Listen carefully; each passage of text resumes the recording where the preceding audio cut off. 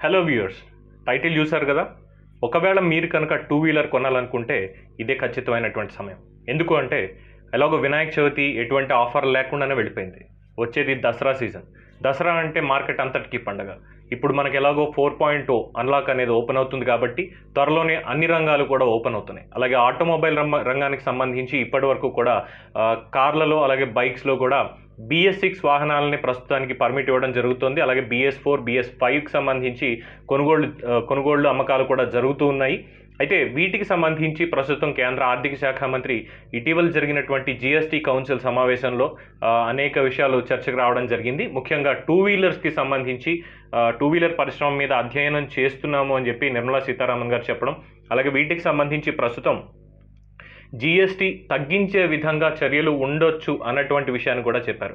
ఈ GST కనుక ఇందులో మార్పులు చేర్పులు వస్తాయి, అంటే పెంచడం కాదు తగ్గించడం, తగ్గిస్తే కనుక ఖచ్చితంగా ఇప్పట్లో ఉన్నటువంటి మార్కెట్ రేట్ల కంటే కూడా భారీ వ్యత్యాసంతో బైకులు దొరికేటువంటి అవకాశం ఏర్పడుతుంది అని చెప్పి కేంద్రం నుంచి సూచనలు అందుతున్నాయి. ఇదే కనుక జరిగితే టూ వీలర్ కొనుక్కునే వాళ్ళందరికీ కూడా దాదాపుగా మార్కెట్ రేట్ల ప్రకారం 10% నుంచి 20% కంటే తక్కువకి బైకులు దొరకవచ్చు.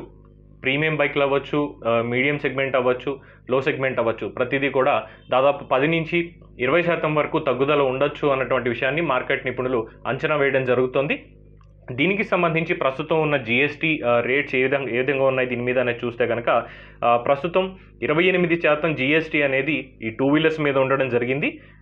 ఈ తగ్గుతుంది GST దీని మీద 28% కంటే తగ్గుతుంది అన్నటువంటి వార్తల నేపథ్యంలో hero motor Corp, Bajaj auto limited అట్లాగే TVS మోటార్స్ కంపెనీ షేర్లు ఒక్కసారిగా 2 నుంచి 6% పెరగడం అనేది జరిగింది. అలాగే త్వరలో జరగబోతున్నటువంటి GST సమావేశంలో ద్విచక్ర వాహనాలపై GST శాతం ఎంతవరకు తగ్గచ్చు అన్నటువంటి దాని మీద స్పష్టత రావచ్చు అని చెప్పి మార్కెట్ నిపుణులు కూడా అంటున్నారు.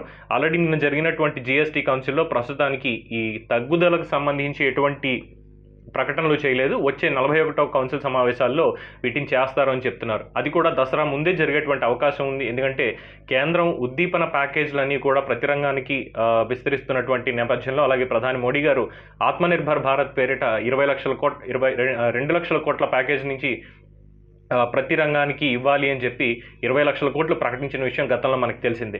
అయితే దీనికి సంబంధించి ఇప్పుడు ప్రతి రంగానికి కూడా కొన్ని సబ్సిడీలు ఇవన్నీ కూడా ఇవ్వాలి, GST నుంచి మినహాయింపు ఇవ్వాలి అని కూడా చెప్పారు. అలాగే GST కౌన్సిల్లో సీతారామన్ గారు మాట్లాడుతూ యాక్ట్ ఆఫ్ గాడ్ కింద ప్రస్తుతం మనం ఎదుర్కొంటున్నటువంటి ఈ సిచ్యువేషన్లో ప్రతి రంగానికి కూడా కొన్ని మినహాయింపులు ఇవ్వాలనుకున్నాం. అలాగే GST ఆదాయం కూడా దాదాపుగా ఈ సంవత్సరం 75,000 కోట్ల నుంచి 85,000 కోట్ల వరకు తగ్గింది. గతంలో పోల్చుకుంటే 2,25,000 కోట్ల దాకా ఉండేది, ఇప్పుడు మాత్రం అందులో 75,000 కోట్లకి మైనస్ అయింది. సో దీంతో ప్రతి రంగం మీద కాస్త ఇబ్బంది పడేటువంటి అవకాశాలు ఉన్నాయని చెప్పారు.